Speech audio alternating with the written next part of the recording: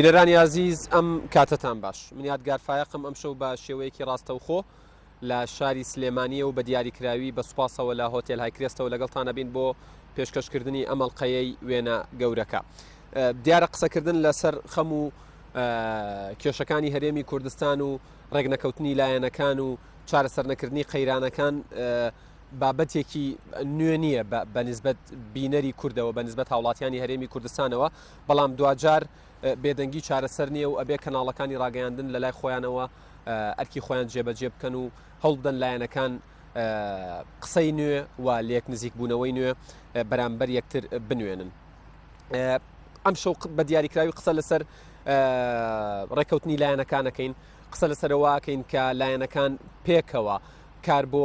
ئەوەی پێوترێ بەرژەوەندیە هاوبەشەکان ئەو بەرژەوەندیانەی کە زیاتر پەیوەستن بە وڵاتیان هەرێمی کوردستانەوە ئەو بەرژەوەندیانەی کە بەرژەوەندی استراتیژی و دوورمەودان. گەر لەسەر ئێستای واقعی ئێستا هەرێمی کوردستان قسە بکەین لە ڕۆژانی ڕابردوودا دیارە کۆچکردنی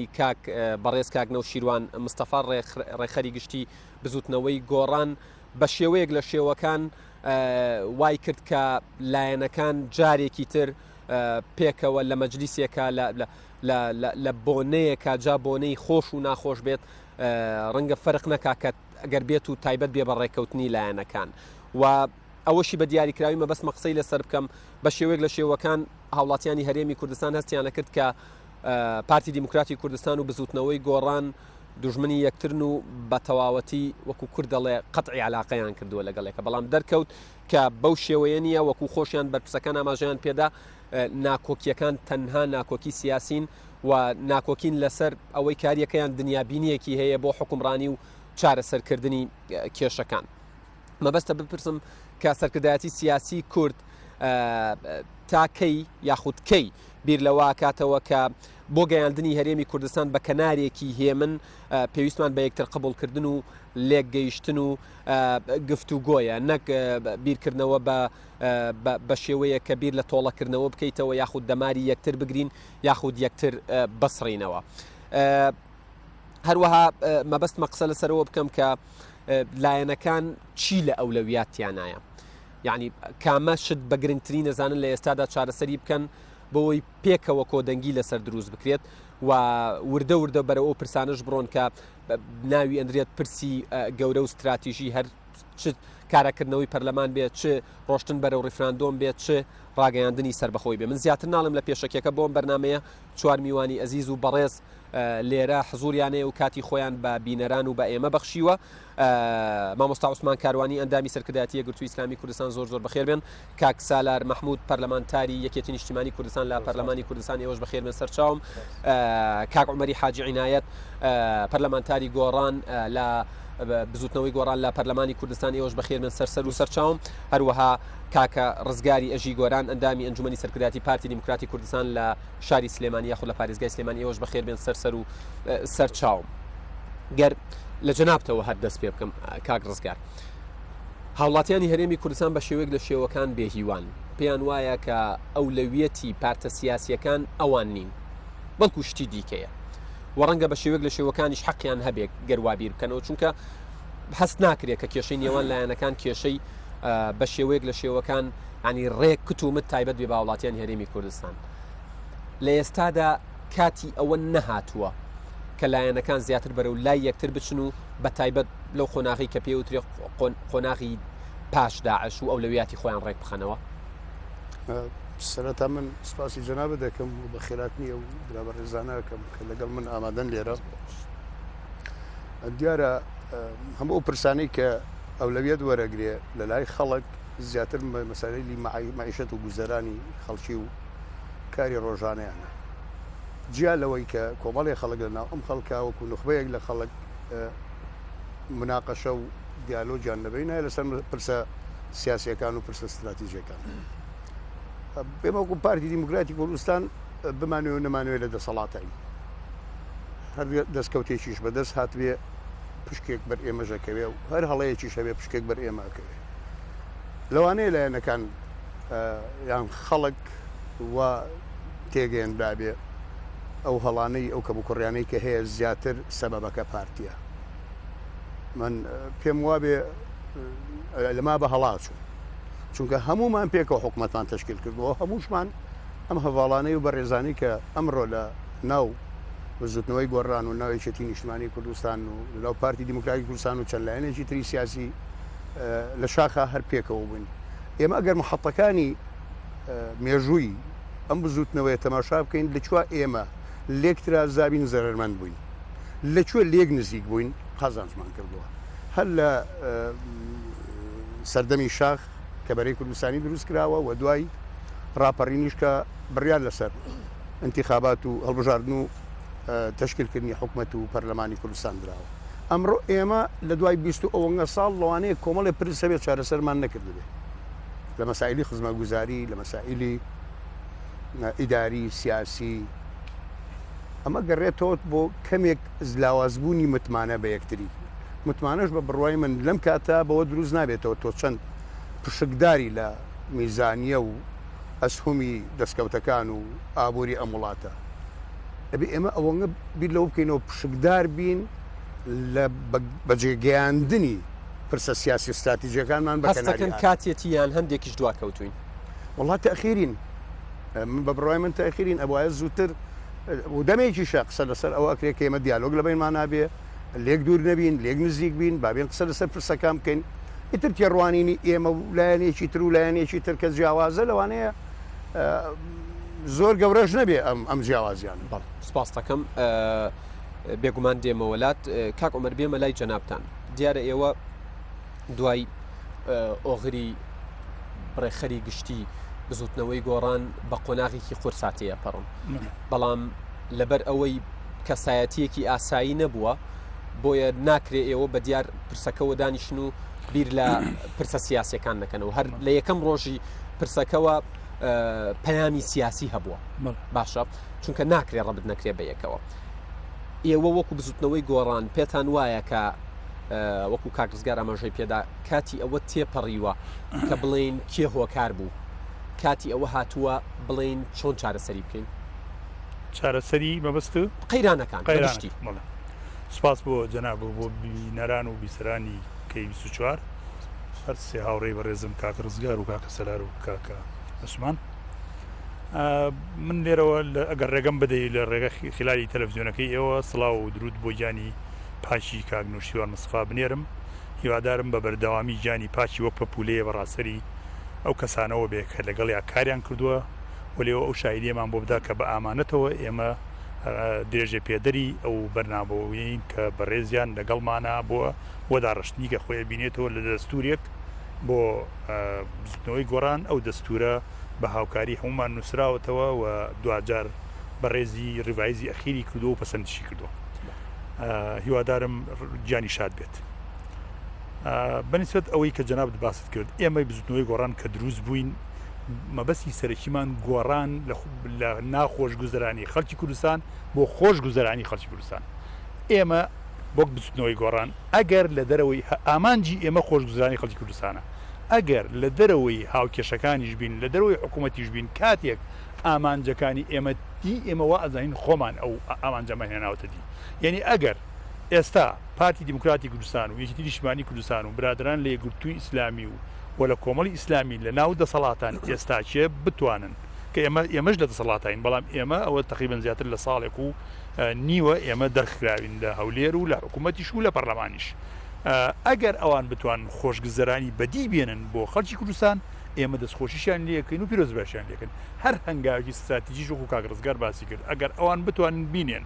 و بە سەرکەوتوی ئەو هەنگاوە بنێن و دەوڵەتێکی ئازادی دیموکرات بۆ خەڵکی کوردستان بێنەدی لەسەر بنەمای بێتە دەوڵەتی خەڵک ئێمە جارێکە دەستخۆشی دەکەین لەبەرەوە ئێمە بە هیچ جۆرێک نابینە ڕێگر بۆ هەر هەنگاوێک بە مەرجێ ئەو هەنگاوە گەلی کوردستان بە بنگوێنێتە کەناری ئاشتی و ئازادی ئەمە ئامانجە سەرچیەکانی ئێمە بەسەبارەت بە فەوتی جەنابی کاک نوشیروانیش ئێمە وەک من ناڵێم وەک حیزبەکانی کەین بەس ئێمە دەستورێکمان هەیە ئەو دەستورە ڕاستە ئێمە نابێت دانیشین ڕاستە جەنابی ئۆغری کرد و ڕۆشت و ئێمەش بۆ ئەوەی گیانی ئەو شاد بکەینەوە پێویستە بەرنامەکەی خۆی پیادە بکەین بەنسبەت ئێمەوە کاک نوشیروان ڕۆشتووە دەستورێکمان هەیە وەکی ینی هەموو حیزبێکی ئاسایی لەسەر داسەری دنیادا بەپێی دەستورەکە لە مادەی 15 ڕێگەی پێداوین ئێمە کەسێکی در هەڵبژێرین بۆ ڕێخەری گشتی بزنەوەی گۆڕان و بەپێی بە دەنگدانێکی ئاسایی نهێنی لە ناو جواتی نیشتیمانیە لە دۆخێکی نائاساییدا بۆی بۆ بینە ڕوون بێ یاخود لە کۆنگرەی داهاتووتان هەر ئەتوانین لەم دۆخی ئێستاکە ئەڵێ لە بەر هەر هۆیەک لە غیابی ڕێخەری گشتیە لەبەر هەر هۆیەک یان وازیێنانی خۆی لە ناو جواتی نیشتیمانیا ئەتوانرێ ڕێخەرێکی گشتی هەڵبژێرێت تا کۆنگری داهاتوو دەی پێشەوە کاتە دەبان کۆنگرە هەڵی دەبژێرێت بەڵام ئێستا ئێمە توانین بە زۆرینەی دەنگ کەسی هەڵبژێرین ئەگەر دوو کەسیش منافیز بوون لە ناو جواتی نیشتیمانی یان لە دەرەوەی یان جواتی گشتی کەسەکە ئەتوانێت ناو جواتی نیشتیمانی بێ یان جواتی گشتی بێ یان کەسێکی دیاری بستنەوەی گۆڕان بێ یعنی حتا لە دەرەوەی جواتی نیشتیمانیش ئەو کەسە بۆی هەیە خۆی کاندید بکات بۆی بێتە ڕێخەری گشتی ئەگەر دوو کەس مایەوە لە جەولەی یەکەما کەسێک نەتوانرا هەڵبژێرێت دوو کەسی کە دەنگی زۆرتری دەنگی هێناوە ئەخرێنە منافسەوە کێ دەنگی زیاتری هێنا لەوانە لەبەرەوە زۆر ئاساییە لەبەرەوە ئێمە خۆمان سەبارەت بەرە و وەکو کاکزیاد لە قسەکانی ئاماژەی پێدا منی کەم بە پرسیار وتی لە هەر کوێک ترازا بێتین لە یەکتر زەرمان کردووە تۆ ئاماژت بەوە داوتت ئەگەر بەبێ ئێمەش بیک بکرێت شتی باش بکرێت ئێمە هەر پێمان خۆشە و دەستیان خۆش بێت بەڵام چۆن ئەم قۆناغە ئەوە ناخوازێت کە هەمووان پێکەوە هەنگاوی بۆ بنێن ئەزین چۆنە ئێمە من کە ئەڵێم کاتێ ئێمە بەترازێنین و کارێکی باش بکرێت من بە ترازان حساب ناکەم چوو ئامانجەکەی ماهاتووتی بەڵام کاتێ ئێمە بەترازێن و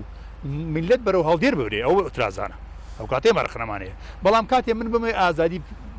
بەرقەرار بێ کاتێ بمێ دیموکراتی بەقەرار بێ کاتی بمە حکوومەتێکی مؤسساتیمانە بێ کاتێک دەسەڵاتی حیزب لە حکوومەت جیاب بکرێتەوە کاتێ من دەسەڵات لە هەرێمی کوردستانە پەرلەمانی بێ ئەو ئامانجانێکە کاتێ من بمێ خەڵک خۆشگوزەران بێ کەواتە ئامانجەکەی من هاتووی چ ئێنەدی ئێمە دەستخۆشی لەو کەسان دەکەین کە ئێنەدی بەڵام کاتێک کە هەنگاوەکان بەرەو هەڵدێر گەلەکەمان بەرەو ئێمە لە دەرەوە بین ئەو کاتە ئێمە دێنێ دەنگ ڕێگە نادەین میلەتی خۆمان بەرەو هەڵدێر ببرێ مەبەستی من لەوە بوو زۆر سپاس دەکەم کاگۆمەر بێگومان دێمەوە لات کاک سالار بێمە لای جەنابتان ئێوە وەکو پەرلەمانتارێک و کادرێکی یەکێتی نیشتیمانی کوردستان ئێستا من وتارێکی جەنابتانم لە بەردەستە مەبەستمە بیکەم بە پرسیار هاوڵاتیانی هەرێمی کوردستان لە تۆڕە کۆمەڵایەتیەکانەوە هەست بە و نیگەرانیە ئەکرێت کە ئەگەر یەکێتی لە پارتی نزیک بێتەوە لێرە گۆڕان نیگەرانە بێت ئەگەر یەکێتی لە گۆڕان نزیک بێتەوە لەوێ پارتی نیگەرانە بێت بەڵام لە وتارەکەتە بزب لە پرەگرافی سێهەمە ئەڵەی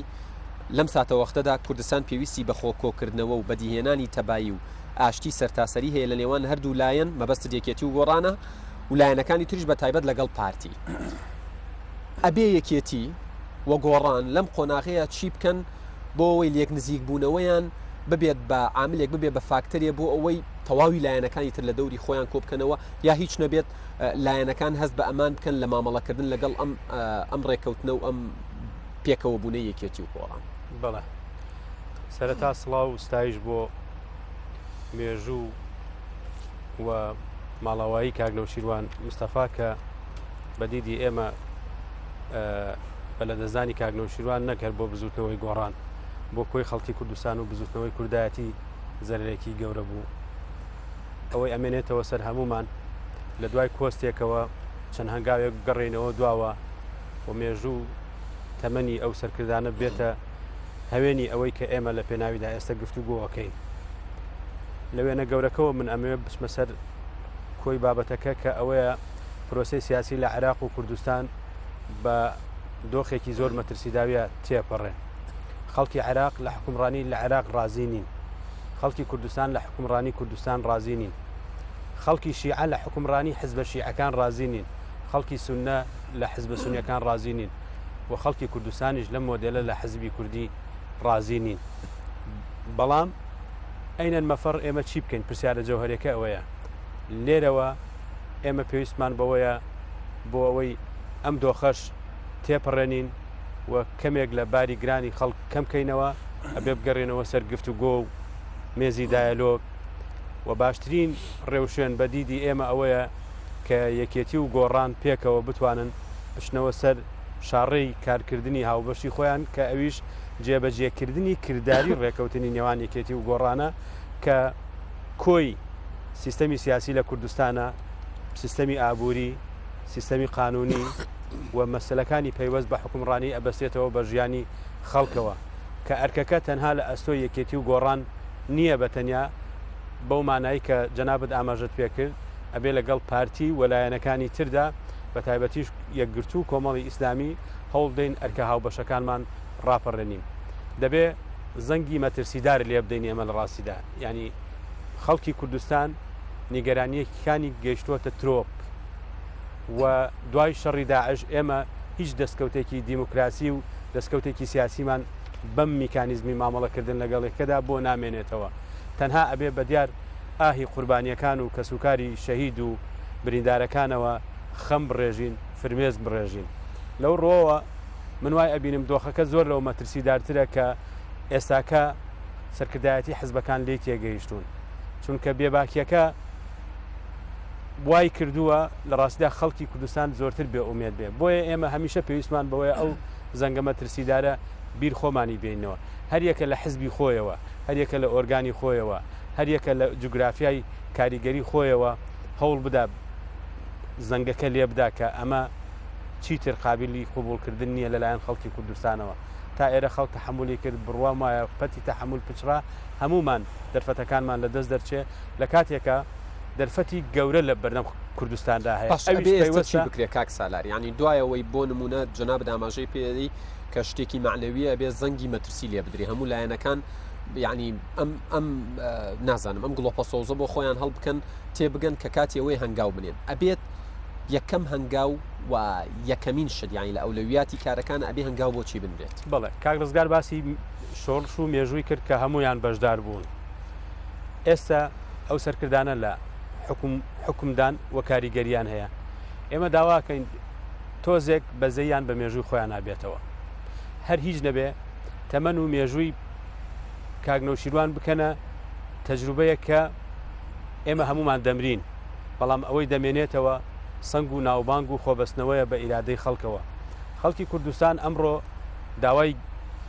مستحیل ناکە داوای تەباییەکە داوای یەکڕیزیەکە داوای ڕاپەڕاندنی ئەرکیەکە تۆ لە حزب ناو حزبی خۆت لە ڕێگەی ئۆرگانی خۆتەوە بەڵێنە داوە بە کادرەکانی خۆت ئەرگ ڕاپەڕێنی لە پەرلەمان بی سوێنت خواردووە ئەرکی نیشتیمانی ڕاپەڕێنی لە حکوومەت و لە سەرۆکایەتی هەرێم بی سوێندی قانونیت خواردووە ئەرگ ڕاپەڕێنی خەڵک داوای زۆر ناکات داواکە ئەرکەکانی خۆت ڕاپەڕێنی بەڵام بە پێچەوانەوە لە ئێستادا پێچەوانەی ڕاپەڕاندنی ئەرکەکان هەڵسو کەوتی سیاسی ئەکرێ و بێباکێکی خەمناک و مەترسیداریشێ لەو ڕۆوە هیوادارین کۆستەکان بمانهێنێتەوە هۆش و سەرکردایەتی حزبەکان مراجعەیەکی خۆیان بکەن لەم ساڵ و 4 مانگەی ترازانە ئێمە جگەلەوەی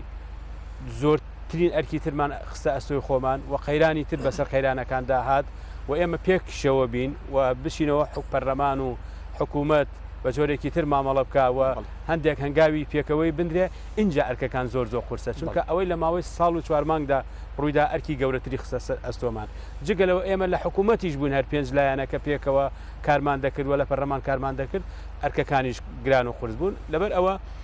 ڕۆژ بە ڕۆژ مستەجداتی تازە دێتە پێشەوە پێشهاتی تازە ڕوئەدا هیوادارین لەسەر ئەو بنەمایی کە ئیدعا ئەکرێ بۆ بەدیهێنانی چارەنووس بۆ هەرو هەنگاونان بەرەو سربەخۆیی کوردستان پێویستی بە یەکڕێزی نیشتیمانیە پێویستی بە یەک خیتابیە پێویستی بە موسساتە پێویستی گەڕانەوەی بۆ متمانەی خەڵک زۆر سپاس دەکەم کاک سالار مامۆستا عوسمان بێمە لای جەنابتان ئێوە ئەندامی سەرکردایەتی یەکگرتووی ئیسلامی کوردستانن لە ئێستادا بە دیاریکراوی دنیابینی یەکگرتووی ئیسلامی چییە و چۆنە بۆ چارەسەرکردنی کێشەکان و پێتان وایە بێ لە چیەوە دەست پێ بکرێت بەناوی خۆی بەخشندەی مێرەبان ئەلبەتە ئەگەر سەرنجی بارودۆخی هەرێمی کوردستان بکەیت ئەم کێشانە لە سەرەتاوە چۆن سەری هەڵدا و چۆن هات و چۆن گەشەی کرد هەر لە ساڵی 1990 لە دوای هەڵبژاردننی پەرلەمانی کوردستان لەو ساتە وەختەوە هەتاوەکو ئێستا زۆر بەداخەڵین ئەم کێشانە بەردەوامن ینی سلسلەیە کێشە بە دوای خۆیدا کە هێنایی تاوەکو گەیشتینە ئەم قۆناغی ئێستا کە لەو فرسەتانە هەتاوەکو ئێستا من پێم وایە دەسەڵاتی سیاسی کوردی زۆر فرسەتی ئاڵتونی لە بەردەما بوو و زۆریشی لەدەست خۆی دەرکرد و زۆرێک لەو ناوچە دابڕێنراوانەی کە ئێستا بوون بە ناوچەی دابڕێنراو لە بەرەنجامی خلافاتی سیاسی ناوماڵی کورد و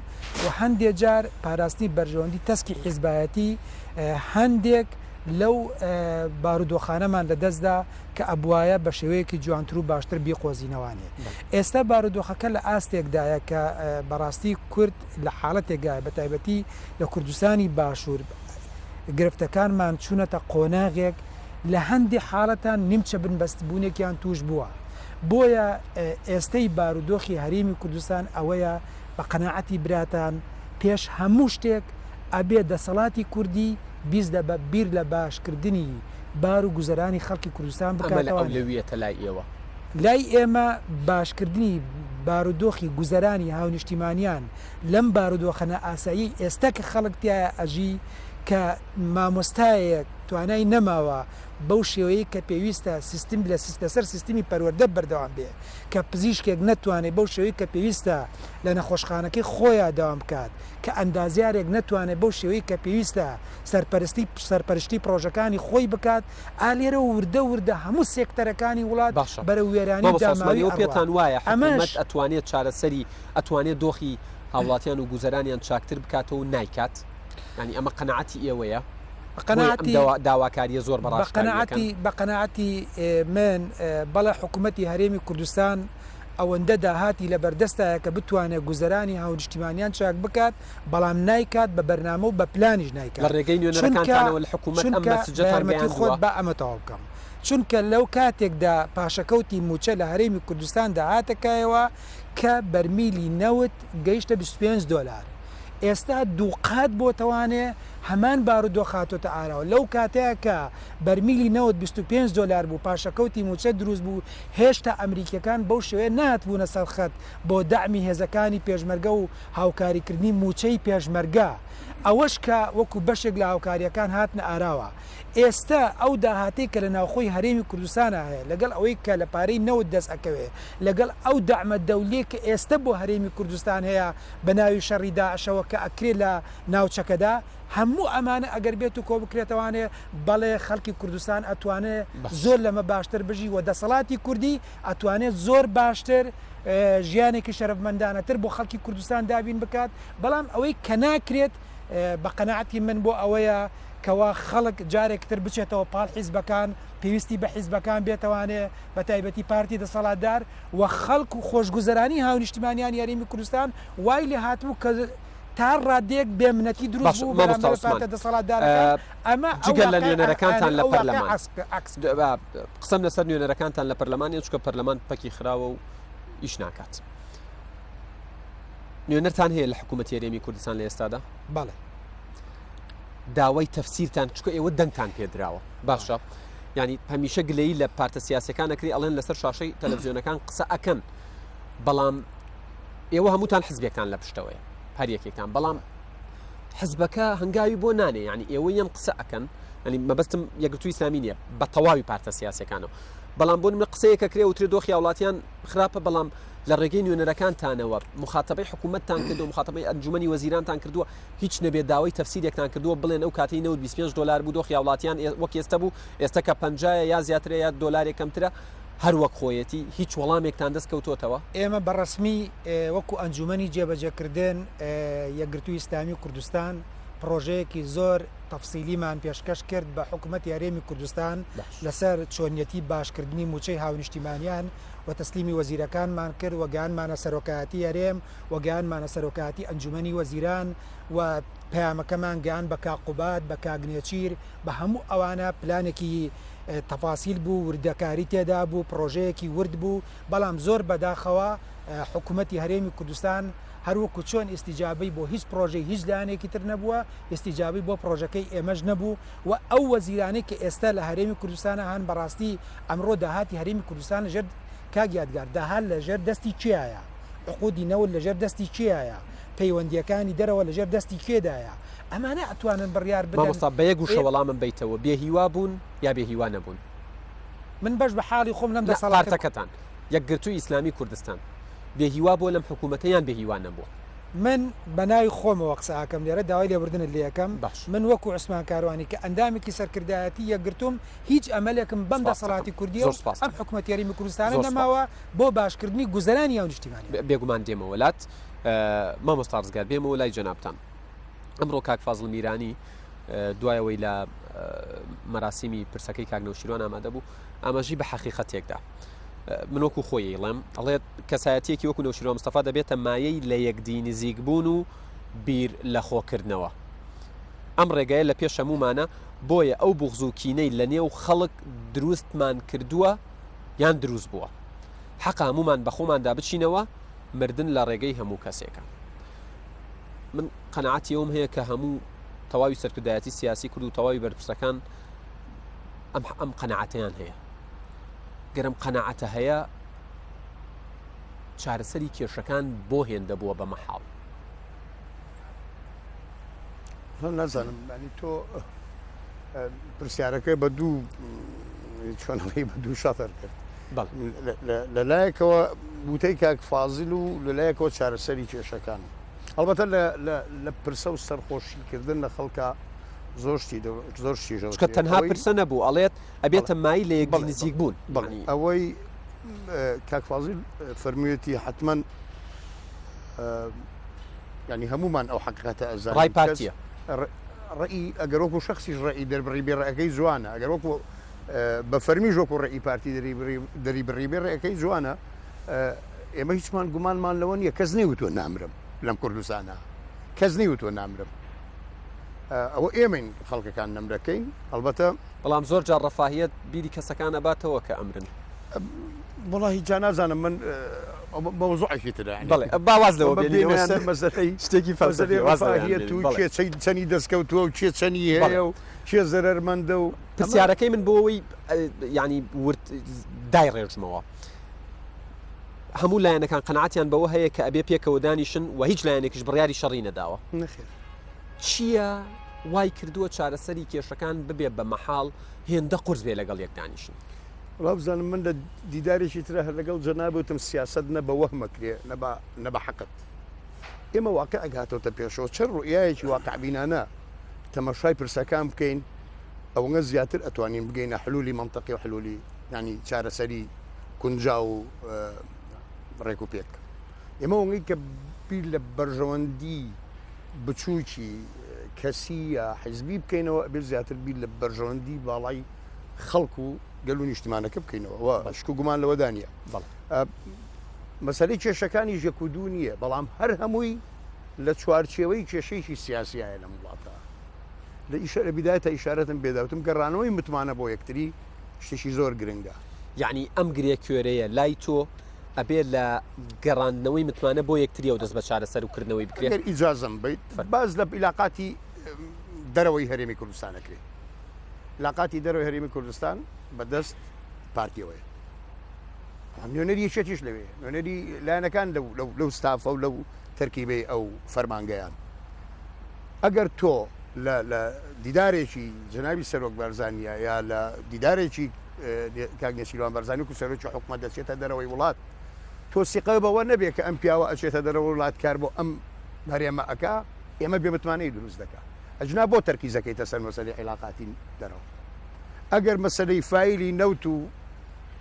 ئەو لیژنەی کە ئێستا مشتەرەکە هەموو لایەک ئاگایلێتی ئەدا برادرانی گۆڕان کە دوای ئەوە ئەو وەزیری ئابووریتیانەما هەموو تەفاسیلی ئەو حقیقەتی ئەو بەلەفەر لای برادرانی تریش هەیە لایەنەکانی تریش هەیە حتا بەبەی کە برادرانی شارەتیان پێدا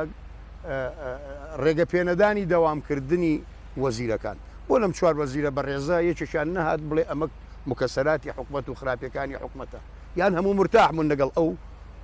مامەڵەیەی کە سەرۆکی حکوومەت کە ستافەکەی ئەنجومەنی وەزیران لەگەڵ یەکتریا ئەیانە کردو زیاتر کە سەر ڕابردوو بۆ دەباتەوەیکە زیاتر ئاراستەی هەنگاوەکانیان لێوازح بوو ئەو کاتێکە لە حکومەتا بوو هەموو ئەمانە لە ڕابردوایە باشە ئێستا ئەوە چی بێمتمانەیەکە دروست کردووە ئەم دوورکەوتنەوە لە یەکتری تۆمە تو تا نەوتە شەر بۆ یەکتری کاکە ئێمە گەر بە قسەی فەیسبوک بێن هیچی تیان ناوێنێتەوە پارتە سیاسیەکان لەسەر ئاستی فەرمی کەسیان سوکایەتیان بە یەکتر نەکردووە بەڵێ منش ئەمە بە شێوەیەک لە شێوەکان قسە هەیە لەسەر ئاستی ناڵم قاعدەی جەماوەریش چونکە قاعدەی جەماوەری هەر هەمووی لە فەیسبوک نییە لە تۆڕە کۆمەڵایەتیەکانە لە پشت ناوێک و وێنەیەکی وهمیەوە کێ ئەزانێ ئەوەی جنێو بە پارتیەدا پارتینە کێ ئەزانێەوەی جنێو بە گۆڕانەدا خۆی لە پشتەوە ڕاست دەوێت ڕای گشتی کوردستان نیە و پارتە سیاسەکان ڕای فەیسبوکیان نەکردو بە ڕای فەرمی خۆیان بەڵێ ئەگەر ڕای گشتی خەڵکی کوردستانە دەوێت و کاکەسالاریش فەرمووی ڕای گشتی خەڵکی کوردستان چاوەڕێی تەبایی و لێک نزیکبوونەی هەموو لایەکمان بۆ نابێت وەکو برادران هەمویان تێگرا منیش لە بیدایەتەوە قسەم لەسەر ئەوە بوو خۆشگوزەرانی خەڵکی کوردستانە ئێمە هەمومان تەبین لەسەر ینی لەما هیچ خلافمان نییە ئێمە هەمومان ئەمانوێت لێک نزیک بینەوە ئەگەر چۆنەڵی نێتمان پاک بێ متمانەمان بە یەکتری بێ و هاوکاتیش هەمومان ئەمانەوەی گوزەرانی خەڵک چاکەین بەڵام چۆن چاچیکەین ئەوەی لە شەڕ نییە شیری تیژە من نازانم ئەو پرۆژەی برادرانی یەکگرت و نەمدیوە لە حکوومەتانی من لە حیزبە من کادرێکی حیزبیم بەڵام خۆزگەم ئەم بینی لەوانەیە پرۆژێکی تەعجیزی بێ لەوانەیە زۆر ئاسانیش بێ بۆ بەک بەجویان نەکراوە نازانم ئێ بە پرۆژێکی ئەو پرۆژێکی من پرۆژەکەوایە بەشێکی پرۆژەکان بۆ ئەوەیەکەوە کە پارتەسیاسەکان پێکەوە گەر زۆر بە کورتی بۆ ئەوەی بغەدر لە میوانەکانی تر نەکەم لە کاتەکە زۆر بە کورتی وەڵامم بیتەوە پێت وایە لایەنەکان بەم زوانە لەگەڵ یەکدانیشن قسەم لەسەر تەنەبوو نییە باشە ینی هەستەکەی کاتی ئەوە هاتووە ئەبێت دانیشن لەگەڵ یەکە واگەر پەیامێک بنێری بۆ پارتی دیموکراتی کوردستان و کۆندامێکی سەرکردایەتی ئەو پارتە لەم دەڤەرە پەیامەکە چییە بێت من پەیام نانێرم بۆ حیزبەکەی خۆم چکە من حیزبەکە مەزام ئەو پەیامی چییە بۆ منیش و بۆ خەڵکیش و بۆ لایەنەکانیش باش ئێمە مبادراتمان کردووە بۆ لێک نزیک بوونەوە و ئێستا من ئەوەنگە مەترسیم هەیە ئەحداسەکان و ئەشیراتی گۆڕانکاری لە مەنتیقەکە و هاتوچۆ و جەولەمە کوچیەکان و مؤتەمەراتەکان بەرەو ئەو ئایندەیەمان ئەبا کە ئێمە ئەگەر فریای خۆمان نەکەوین و کۆک نەبین لەگەڵ یەکتریا ناچینە هیچ معادلەیەکەوە هەر مەشغولی معادلاتی ناوخۆی خۆمان زۆر سپاس دەکەم کاک عومەر بێمەوە لای جەنابتان بزوتنەوەی گۆڕان لە ماوەی ڕابردوودا کاتێک وەفدێکی یەکێتی نیشتیمانی کوردستان و پارتی دیموکراتی کوردستان ویستیان مخاتبەتان بکەن لەسەر پرسێکی دیاری کرا و دەرگاتان بەڕوویانەدا خستوتان بانەیە لێرە بە دوا مخاتبە بکرێن بۆ دانیشتن وەکو خۆت وتت لە پێناو گۆڕینی دۆخی هاوڵاتیان لەمەی ئێستا بۆ باشتر ئامادەن لەگەڵیان دانیشتن طبعا وەکو بەڕێز زانیم وەکو عومەر عنایەت لێرە وەکو ئەندامێکی پەرلەمان وەکو کەسێکی بزوتنەوەی گۆڕان من لێرەمە ینا من ناتوانم بە ناتقی ڕسمی یا قسەکەری فەرمی بم بە ناوی بزوتنەوەی گۆڕانەوە من بۆچوونی خۆمەڵێم لێرە ڕێی خۆمەڵێم کاک ڕزگار هەندێک قسەی کرد من ناکرێت بەسەر قسەکان بڕات و ئەگەر وەڵامی نەدەمەوە جەنابی باس لەوە کە على ئاساس وەزیرەکانی ئێمەش لێوێ بوون من بە وەزیرەکە دیفاعەکەم لە وەزیرەکانی کاک عوسمانیش و وەزیرەکانی ئەوانیش و وەزیرەکانی ئێمەش و وەزیرەکانی کاکسارش شتێک نییە بە ناوی ئەنجومەنی وەزیران لە هەرێمی کوردستانە ئەوەی کە هەیە بڕیاربەدەست تەنها یەک کەسە خۆی ئەگەر سەرنج بدەیت ئەنجومەنی وەزیران هەیە لە خوار ئەنجومەنی وەزیران و ئەنجومەنی باڵای نەوتی غازەیە ئەوە ئەنجومەنێکی وەزیرانی بچوو کراوەیە دوای دروستکردنی قەیرانی دارایی لە هەرێمی کوردستانە شتێکیان دروست کرد لیژنەی باڵای ڕوبەڕەبوونەوەی قەیران ئەوە ئەنجومەنی وەزیرانی سەرەکیە و لە ناوێ چوار کەسی پارتی دیموکراتی کوردستانە تەنها بەڕێز قوبات تاڵەبانی لە ناوایەتی لە یەکێتی نیشتیمانی کوردستان ئیتر هیچ کەسی نە لە گۆڕانتیایە نە لە یەکگرتوتە نە لە کۆمەڵی ئیسلامیتەیە کەواتە لایەنێکی سیاسی لە هەرێمی کوردستان کە پێی ئەڵێن پارتی دیموکراتی کوردستان مقدراتی ئەو میلەتەی بەدەستە و ئەوەشی کە ڕووەدا لە هەرێمی کوردستانە من ئەتوانم لە سەدا 80 پێ ڕاستە سەبرادران لە یەکێتی و لە یەکگرتو و لە کۆمەڵی ئیسلامی لێن بەڵام ئەوەی کە ڕووەدا لە سەدا 85 لە سەدا زیاتری لە ئەستۆی برادران لە پارتی دیموکراتی کوردستانە ئەوان بەرپرسن لە پەخستنی پەرلەمانی کوردستان چۆن ئێمە باس لەو بکەین مەسەلە استراتیجیەکان وەکو جەنابی کاک ڕزگار باسەکە بەڵام بێن گەورەترین کۆڵەکە و پایەکە ئێمە دروستمان کردووە سترەکچەری بینایەکمان دروست کردووە کۆڵەکەی ناوەڕاستی پەرلەمانی کوردستان ئێمە کۆڵەکەیمان لاداوە تۆ چۆن دی تابقشکی نهۆمیشکی لەسەر دروستەکەی کە وەکو دەوڵەت باز لە دەوڵەتداریەکەی تۆ لە ژێرەوە بن کۆڵی نهۆمی یەکەمت کردووە کە پەرلەمانە حکوومەتێکی کارەکان بۆ ئەمە تاواکەم جا گوێرە جەنابەت دەگرم داوای لێبردنی لەگەم کاگیانگەر تۆ تۆ دیت بنکۆڵی یەکەمت لا بردووە بنکۆڵی حکوومەتت کردو حکوومەتێک نیە ئێستا بڕۆ هەموو حکوومەتی هەرێمی کوردستان خۆرەوە نییە موچەی خەڵکەمە کاکە پرۆژە ناوە لە هەرێمی کوردستانە بودجەی بەکاربردن نەماوە دائیرەکان پەکیان کردو لە هەموو دایرەکان لە هەفتەیەکە 2 ڕۆژ داوامەکەن کەواتە دایرت نەماوە بە نیوە ناچڵی ماوە پرۆژەکانت نەماوە و پەرلەمانت نەماوە پەرلەمان پەک خستووە ناتێنە چاودێریت بکە یعنی من ئێستا گومانێکی تەواوم هەیە کە پەرلەمان بۆ ئۆپەک نەخرا لەسەر 12 ئۆکتۆبەر ڕاستە ئەویان کردەوە بیان و لەسەر مەسەلەی دکتۆر یوسفود ئەو کۆبوونەوەکەی 20 حزیران و 90 ئاب لەسەر ئەوە نەبووە بە هیچ جۆرێک پەرلەمان بۆیە پەخرا کە چاودێری حکوومەت نەکا حکوومەت ئەسپی خۆی تاودا بەویستی خۆی چی ئێوە لە هەرێمی کوردستانە بیکە و فعلا دوای پەخستنی پەرلەمان یەکسەر لەمانینەوە ئێمە لە 12 ئێمە دەرکراین لە هەولێر لە مانگینۆ ئیتر موچە نەما منەوە دە و یاواتە پێتان وایە بەس بەخراوە پەرلەمان نییە بۆ کاراکردنەوەی پەرلەمان بەڕێی ئێمە ئەوان خۆی جەنابی باسی وتی ئێمە هینمان هەیە مبادرەمانە بووە و من ئەمە سەر ئێمە وەڵامی پرسیارەکەی بەڕێز مبادرەی هەبوو فعلا جەنابی کاک مەسعود مبادرەی هەبوو گۆڕانکاری لە سەرۆکاتی پەرلەمان سەرۆکاتی هەرێم سەرۆکای حکوومەت بێ بەڵام پاشگەز بوونەوە لێ ئێمە پێشتر ئەمانوت وەکو بستنەوەی گۆڕان دەرگامان داخستۆ بە ڕووی هەموو توێژەکە ئیلا وەسعەو خۆی لێنێتەوە بەڵام کاتی جەنابی کاک مەسعود بارزانی ئەو مبادرەی کرد ئێمە ڕاستەوخۆوازمان لەو داوای خۆمان هێنا یەکسەر وەفدی پارتی دیموکراتی کوردستان هاتە لای جیفاتی نیشتیمانی و پێشوازیان لێکرد و چاوەڕێی پرۆژەمان ئامادە کرد و چاوەڕێی ئەوان جەسی نەبزی ئێمەیان کرد یەکێتیان کرد هی گۆڕان هی کۆمەڵ هەموو لایەنە سیاسەکانیان کرد بە پێگاتەکانیشەوە بەڵام بۆ جەولەی دووەم نهاتنەوە کەواتە ئەوانن کە پاشگەز بوونەوە لەوەی کەوا بێنەوە جارێککە وەکو جەولە بێنەوە بەلای ئێمە وتوئینەمە دەرگەمان لەسەردا نەخستون بەڵام بە پێی مبادرەکەی بەڕێز مەسعود بەرزانی زۆر سپاس دەکەم من بەشێکی وەڵام وەرنەگرتەوە بێگومان دێمەوە لا دواتر بۆی وەڵامی ئەوم بەشەم بیتەوە کاک سالار بێمەوە لای جەنابتان لە کۆتا قسەی کاک عومەرەوە دەست پێ بکەم ماوەیەکی زۆر لایەنە سیاسەکان لە یەک دوور بن لە ناکاوە لە دوای دەست پێشخەریەکی کاک مەسعود بەرزانی کۆبوونەوەی یەکەم کرا خەڵگڵی خۆش بوو ئەو خەڵکەی کە ئەیوت با کۆبوونەوە نەکرێت مەمنون بوو کە کۆبوونەوە بکرێت بەس ڕێک بکەون بەڵام کۆبوونەوەی دووهەم نەکرایەوە گەڕی دووەمی کۆبوونەوەکان هەردەستی پێ نەکردەوە هۆکارەکە چی بوو گەر بە بینەر بە ڕاشکاوی بڵێ بڵێ جارێکی تر تاکی دەکەم وانی پرسەکان پەیوەست نییە بە عەدەدی کۆبوونەوەکان و دیدارەکانەوە ئەوەندەی نیازەکان چین و چەند بەرەوپیری داخوازی خەڵکی کوردستانەوە دێین جارێکی تر تاکی دەکەمەوە لە 100 بەرنامەی تریش بێ بە خەڵکی کوردستان ئەڵێم چاوەڕێی ئەم مۆدێلە حزبێ نەبن سەقامگیری و خۆشگوزەرانیتان بۆ دابین بکە بەو معنایە ئەم حزبانە هەموو بڕۆن و خەڵکی تر بێ حزبی تر بێ ئەبێ ئەم مۆدێلە بگۆڕدرێ ئیسلاحاتی جەزری لە ناو حزبەکانەوە دروست بێ ئێستا برادران گلەیان گۆڕینی کاک سالار ئێستا بینە ڕەنگە و پرسیارە بکە کەسێکی حزبی بە دیار بەرنامەکە و دانیش بڵێم گۆڕینی مۆدێلی حزبی دوگمەیەک نییە من ئۆن و ئۆفیکە پرۆسەیە ئەم پرۆسەیە هەستەکەی یعنی تەمەنێکی ئەوێت تۆ هەموو شتەکان ڕێخەیتەوە بنیاتی بنیتەوە بۆ ئەم واقع قسە بکەین ئەبێت چی بڵین لە ڕاستیا چۆن ئەرکە نیشتیمانی و دیموکراسیەکان تەقسیری زۆری بەرامبەرکرا و ڕانەپەڕێنراوە ئەرکەکانی حکومڕانی تەقسیری گەورەی بەرامبەرکرا و ڕانەپەڕێنراوە ئەرکە حزبەکانیش ڕانەپەڕێنە خۆ لە هەر حزبێکی سیاسیە نەهج و بەرنامەی بخێنەرەوە بەهشتێک بۆ خەڵکی کوردستان دابینەکە بەڵام مەلعەمەل عەمەلەکە ئەو کاری پێ نەکراوە بەو ئاراسەیە کار نەکراوە لەو ڕۆوە من تەسەوڕمە حکوومەتیش دیلی حزبە ینی زۆر جار ئێمە جنابەت بەرنامەکە تەکی دەکەمە ناوی وێنە گەورەکەیە ئێمە وێنە گەورەکە ببینین ینی حکوومەتێک ئیرادەی ئەوە نەبێ بۆ کەسایەتیەکی وەکو کاگنەوشیروان 2 ڕۆژماتەمین ڕابگەێنێ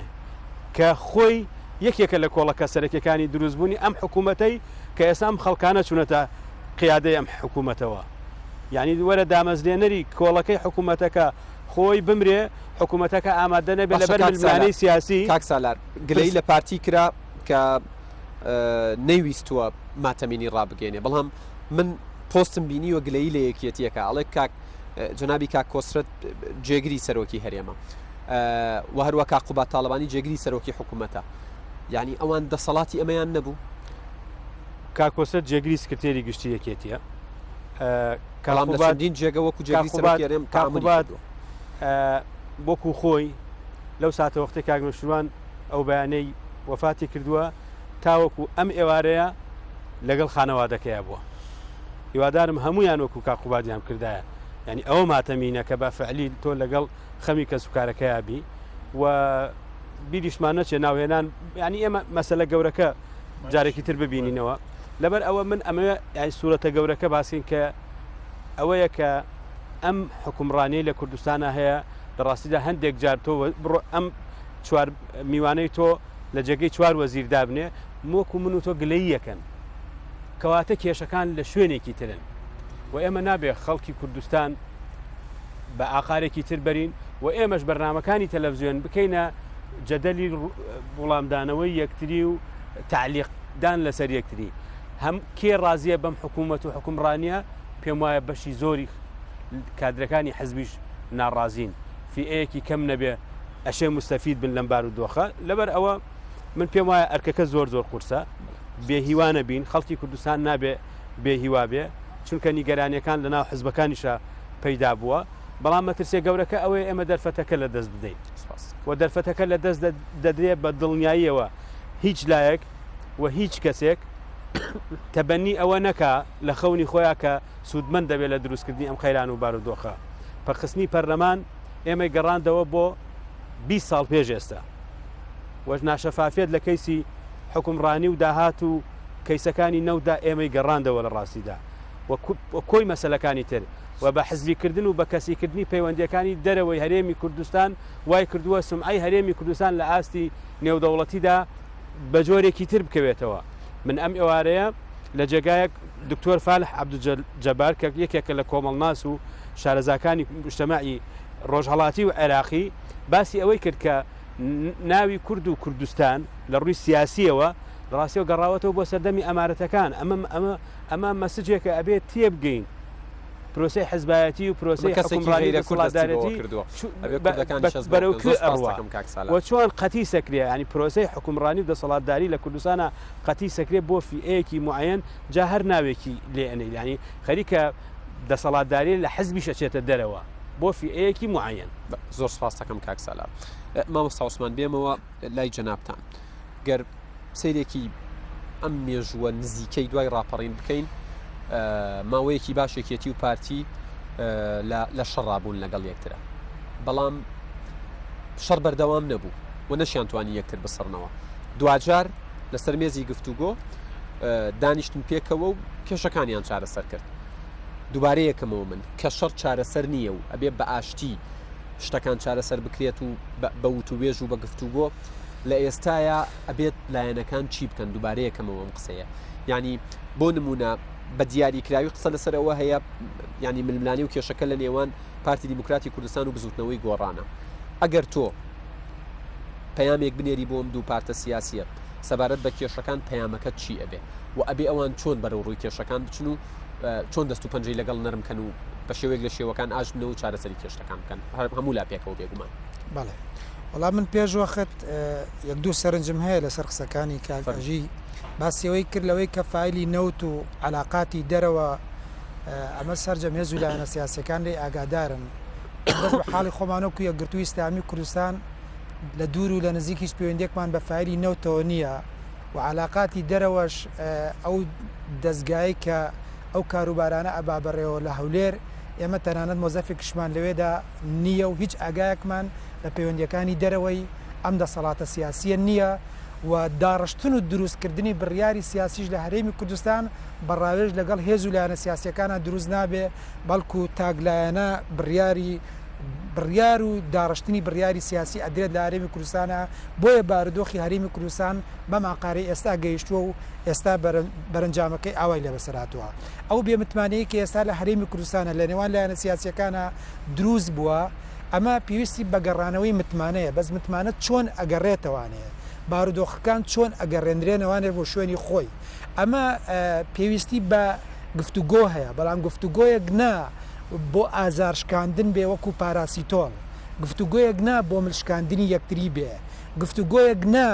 بۆ ئەوەی کە لە شەڕا دەستت نەکەوتووە بتەوێت لەسەر مێزی گفتوگۆ دەستت بکەوێ، بۆ ئەوە نا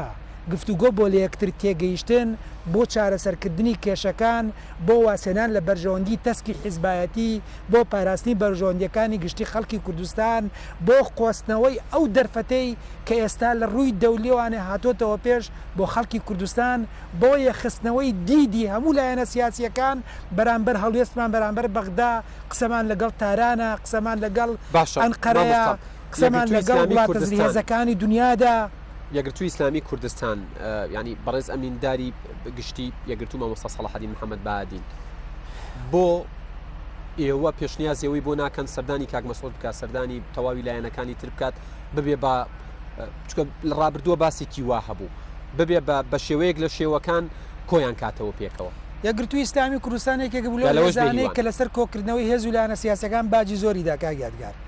و متهمیش کرانتیایە هەروەکو چۆن لە ڕابردووە یەکگرتوو هەر لە سەرەتای خۆڕاگەاندنیەوە هەتاوەکو ئێستا لە زۆر قۆناغات تۆمەتبار کراوە متهم کراوە و بەڵام بەپێی تێپەڕبوونی زەمن دەرکەوت یەکگرتوو کە هێزێکی نیشتیمانیە لەگەڵ بەغدا لە مەجلیسی حکومە دەرکەوت ئێمە چۆن مامەڵاکەین لەگەڵ وڵاتانی یەقلیمی دەرکەوت چۆن مامەڵاکەین لەگەڵ پرسەنەتەوەیەکانە دەرکەوت چۆن مامەڵاکەین یەکگرتووی ئیسلامی کوردستان لەسەر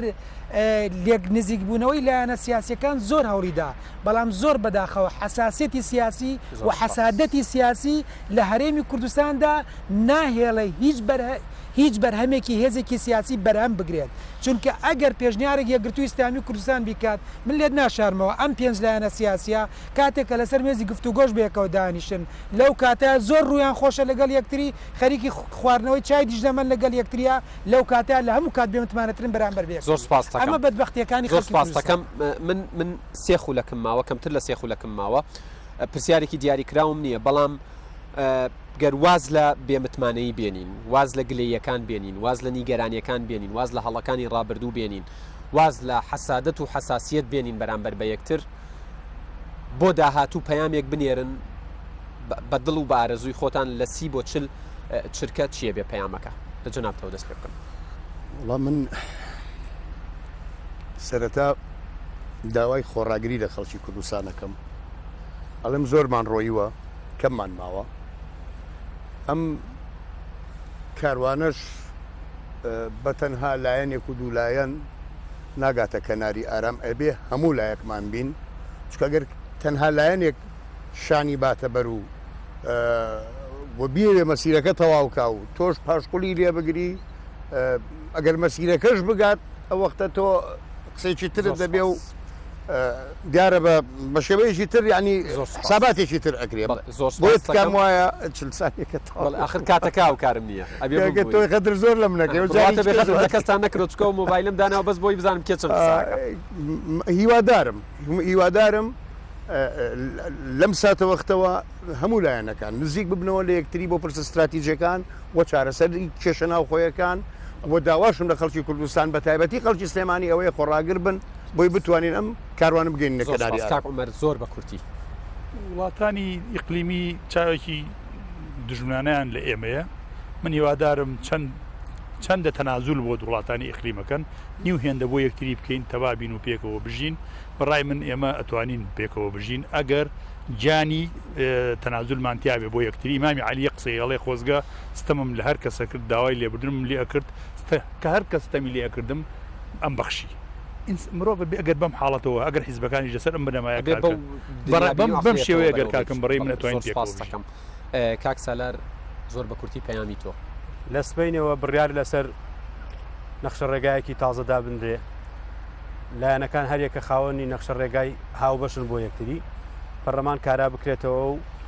و هەوڵ بدرێ حکوومەت ئەکتیڤ بکرێتەوە ئێمە لەسەر ئاسی ناوچەکە پەیوەندێکی باش لەگەڵ ڕۆژاوای کوردستان دروست بکەین و ئامادەکاری بکرێت بە فعلی لە ڕێگەی پەرلەمانەوە بۆ سەربەخۆیی کوردستان زۆر سوپاس کاک سالار مامۆستا دوا پەیامیەوە پێویستە لایەنە سیاسیەکان بە دیدێکی ڕەخنەگرانە ڕەخنە لە چەند ساڵی ڕابردووی خۆیان بگرن و لە بیریشیان بێت هەر کەسێک کە خۆی بەدەسەڵاتدار زانێت لە هەرێمی کوردستانە دەوران دەوڵەتی لە دەزەسێنێ بەڵام ناوی چاک تا سەرمێنێ مامۆستا عوسمان کاروانی ئەندامی سەرکردایەتی یەکگرتووی ئیسلامی کوردستان، کاک سالار محمود پەرلەمانتاری یەکێتی لە پەرلەمانی کوردستان، کاک عومەر حاجی عنایەت پەرلەمانتاری گۆڕان لە پەرلەمانی کوردستان، کاک ڕزگاری ئەژی گۆران ئەندامی ئەنجومەنی سەرکردایەتی پارتی دیموکراتی کوردستان لە پارێزگای سلێمانی زۆر سپاس بۆ کاتی بە ئێمە و بە بینەرانتان بەخشی بۆ هیوای توانی بێتمان ئەگەر وێنە گەورەکەش نەبێ بەشێکی وێنەکە لای سەرکردایەتی سیاسی کورد ڕوون بکەینەوە. بینەرانی ئەزیز ڕێزی یادگار فایق و ئەم ستافە جوانە لە شاری سلێمانی و شاری هەولێر قبوڵ بکەن. سوپاس بۆ هۆتێل هایکرێس تا بەرنامەیەکی تر بەخواتان دەسپێرم. ماڵتان هەمیشە ئاوەدان بێت. دەستان خۆش زۆر سپاس.